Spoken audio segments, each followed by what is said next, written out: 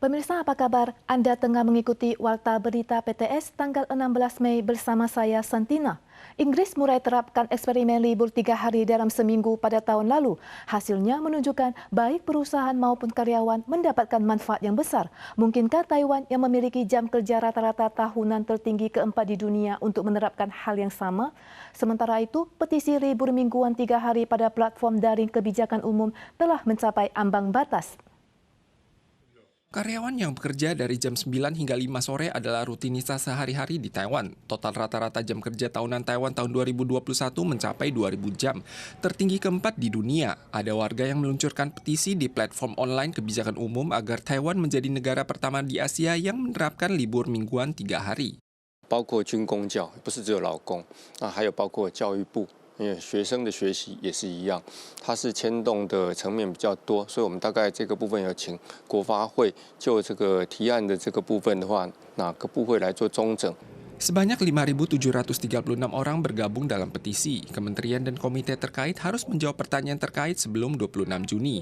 Namun mampukah semua sektor pekerjaan di Taiwan mengikuti ritme kerja liburan 3 hari seperti yang diterapkan oleh beberapa perusahaan Eropa dan Amerika? 周休3日，这个是大家都很希望的，好，但是我们不希望就是说周休3日了以后，即使法律通过，但是我们的加班还一直在提高，所以你的年总工时并没有改变。 Serikat Pekerja menilai lebih penting untuk memeriksa apakah unit terkait telah menerapkan inspeksi lembur. Namun libur mingguan 3 hari akan berdampak pada berbagai industri dan kesenjangan antara wilayah utara dan selatan, sehingga sulit untuk tercapai dalam jangka pendek. Yang lebih praktis adalah membahas perubahan jam kerja dan fasilitas pendukung lainnya. 找不到劳工在周休3日的话，那就大家都不用上工了哈。周休3日的时候，相关的这些配套措施应该也要具备。 Perusahaan dan serikat pekerja memiliki perspektif yang berbeda. Tanpa memberikan tanggapan pasti, Wakil Perdana Menteri Chen Wen-chan menegaskan saat ini tidak ada negara di Asia yang mengadopsi kebijakan libur mingguan 3 hari. Pemerintah akan melaporkan tren perkembangan dunia kepada pihak yang mengusulkan. Pesawat TPR terus mengusik Taiwan tanpa jeda. Kemarin tanggal 15, TPR memasuki wilayah udara barat daya Taiwan sebanyak 4 kali. Dan salah satu pilot pesawat berkoar menyebut Taiwan adalah bagian yang tidak bisa dipisahkan dari Tiongkok. Sejak Mei, pesawat TPR telah mengganggu Taiwan sebanyak 12 hari. Jet tempur dan kapal induk Tentera Pembebasan Rakyat atau TPR Tiongkok selalu rutin mengganggu wilayah udara dan laut Taiwan. Menurut catatan siaran radio pada fanpage Taiwan Addicts, pesawat TPR 4 kali mengusik wilayah udara barat daya Taiwan dengan ketinggian sekitar 6.000 meter pada Senin siang yang kemudian diusir melalui radio oleh Tentara Nasional. Salah satu pilot pesawat TPR berkoar-koar menyebutkan bahwa Taiwan adalah bagian dari Tiongkok yang tidak terpisahkan. Kementerian Pertahanan menegaskan bahwa semua gerak-gerik TPR di bawah pemantauan. Bulan Mei hingga tanggal 15, pesawat TPR telah mengusik Taiwan sebanyak 12 hari. Siaran radio pengusiran diaktifkan sebanyak 42 kali. Pada tanggal 15, kotak surat kepala Kantor Pengelola Taman Nasional Taroko menerima surat ancaman bahwa ada 8 bom kendali jarak jauh di beberapa lokasi taman. Dalam surat disebutkan bahwa bom akan diledakkan pada pukul 3 sore. Setelah menerima laporan, polisi segera melakukan penggeledahan taman dengan cermat, namun tidak menemukan barang mencurigakan. Menyusul Taman Nasional Yang Mingsan dan Museum Istana Nasional, Kantor Pengelola Taman Nasional Taroko juga menerima surat ancaman tentang penempatan 8 bom di taman.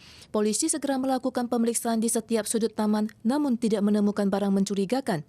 Polisi juga menemukan surat ini sangat mirip dengan surat ancaman sebelumnya dengan IP dari luar negeri. Polisi menafsirkan bahwa tersangka sengaja menarik perhatian publik dan akan terus melanjutkan investigasi. Museum Nasional Prasejarah Taiwan yang terletak di Taitung kembali dibuka pada tanggal 19. Museum yang sempat ditutup untuk renovasi pada 3 tahun silam ini akan memamerkan artefak yang ditemukan di Gua Pasien dan beberapa peninggalan budaya Austronesia. Sambil menerima kapak pemberian Duta Besar Palau dan istrinya yang melambangkan hubungan antara Taiwan dan masyarakat Austronesia dunia, Museum Nasional Prasejarah yang ditutup untuk renovasi 3 tahun lalu secara resmi akan dibuka kembali tanggal 19 untuk menampilkan peralatan batu dan giok yang digali dari situs bersejarah Gua Pasien dan Peinan, serta peninggalan budaya Austronesia seperti perahu kayu Pulau Solomon. 今天史前馆要已经带来现场是从3万年前的物证。 以及一直到今天21世纪的物证，就是要呼应，就是要说明，在这里台湾与世界相会。 Museum kali ini secara khusus menggunakan Tegapkan Taiwan terhubung dengan dunia sebagai panggilan, berharap dapat memperluas wawasan warga Taiwan terhadap Austronesia kontemporer dan untuk memahami Taiwan pada masa lalu dan masa kini. Tanggal 18 Mei adalah Hari Museum Internasional. Banyak museum dan pusat budaya akan membuka pameran secara gratis pada hari itu dan akan dipadu dengan kegiatan promosi seperti publikasi untuk menarik warga berkunjung dan memperluas wawasan. Statistik Badan Energi Internasional menunjukkan masih ada 775 juta orang di dunia yang hidup tanpa listrik. Contohnya, masih banyak desa pedalaman di pulau terpencil Indonesia masih belum bisa terhubung dengan jaringan listrik negara. Oleh karena itu, ada lembaga masyarakat yang memasang panel surya di Pulau Sumba untuk menyediakan listrik yang dibutuhkan penduduk pedesaan. Warga desa menggunakan penggiling listrik untuk menggiling jagung menjadi tepung untuk digunakan sendiri atau dijual ke pasar. Jika waktunya 2 tahun lebih awal, ini adalah sesuatu yang tidak dapat mereka bayangkan. Iya, kalau penggilingan itu meringankan.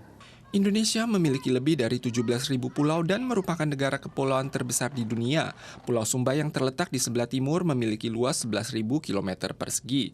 Merupakan pulau terbesar ke-72 di dunia dan telah menjadi objek wisata di Indonesia dengan pemandangan alamnya. Namun warga setempat telah menahan derita akibat kekurangan listrik selama bertahun-tahun. Walau Indonesia telah meningkatkan jangkauan jaringan listrik negara dari 85% tahun 2005 menjadi 97% saat ini, masih ada sekelompok orang yang harus menghentikan semua aktivitasnya setelah hari gelap. Grup lokal bernama Solusi Berkesinambungan Sumba mempromosikan sistem tenaga surya off-grid ini di seluruh pulau dengan menggalang dana dari dalam dan luar negeri. Dalam 2 tahun terakhir, lebih dari 3.000 rumah tangga di Pulau Sumba telah memasang panel surya di atap rumah mereka. Bahkan di malam hari pun warga setempat masih bisa bekerja, mengobrol atau mengisi baterai ponsel mereka. Ya, sebelum ada lampu ini pakai siang saja. Kalau malam tidak kerja lagi. Kan tidak terang, gelap, pakai pelita kita. Tapi setelah sudah ada ini bisa kerja sampai mengantuk malam. Di bawah sponsor penggalangan dana oleh organisasi non-pemerintah, pengguna hanya perlu membayar biaya bulanan yang setara dengan $108 Taiwan. Para pemirsa sekalian, sekian Warta Berita PTS. Selanjutnya mari kita saksikan Festival Tulip di Kanada. Kita suara lagi di lain kesempatan, tentu saja dalam waktu dan acara yang sama. Sampai jumpa.